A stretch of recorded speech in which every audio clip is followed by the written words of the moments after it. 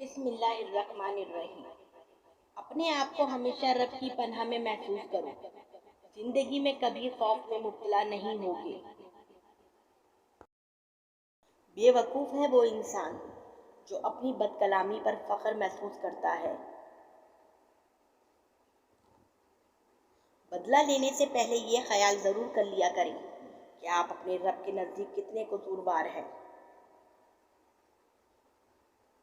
انسانیت کی معراج عقل میں نہیں، خاموشی میں ہے۔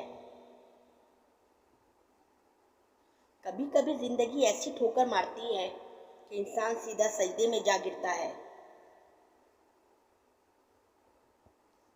اگر زندگی میں بے سکونی بڑھ جائے تو عبادت کا وقت بڑھا دو۔ وہ انسان بہت خطرناک ہے جو سنی سنائی باتوں کو آگے پھیلاتا ہے۔ کوشش کریں جس چیز کے لیے آپ خود ترستے ہیں کوئی دوسرا آپ کی وجہ سے نہ ترسے، تو پھر چاہے وہ خوشیاں ہوں، رشتے ہوں، محبت یا پھر سکون۔ زندگی میں دو لوگوں کا بہت خیال رکھنا۔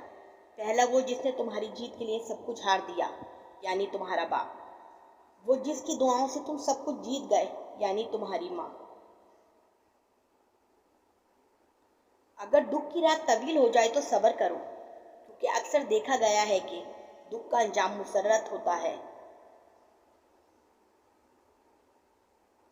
انسان ہو کر ایسے کام مت کرو جس سے انسانیت کا دامن داغدار ہوتا ہو۔ صبر کا انجام بہترین اور غصے کا انجام بدترین ہوتا ہے۔ اگر چہرے پہ بڑھاپا نظر آنے لگے تو اپنے کھانے میں 3 غذائیں شامل کر لیں۔ زیتون کا تیل، دہی اور مچھلی کا استعمال شروع کر دیں۔